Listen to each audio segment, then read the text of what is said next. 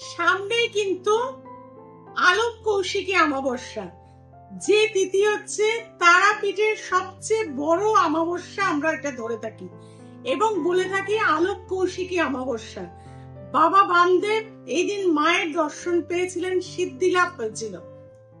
এবং তার পাশাপাশি বলে থাকবো প্রতিটা মানুষ যদি তারাপীঠ আসতে পারেন, আপনাদের জীবনে যে অভাব দুঃখ কষ্ট আছে দূর হবেই। তার পাশাপাশি যারা আসতে পারছেন না তাদেরকে বলবো বাড়িতে কুশের আসনে মাকে কিন্তু বসান, 5টা ফল, 5টা মিষ্টি, জবা ফুলের মালা এবং একটি পদ্ম ফুল মায়ের পাদপদ্মে দিন।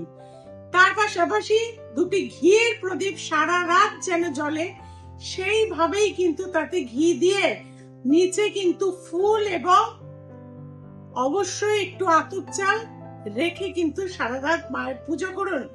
দেখবেন লাইফে আপনি সফলতা পাবেন।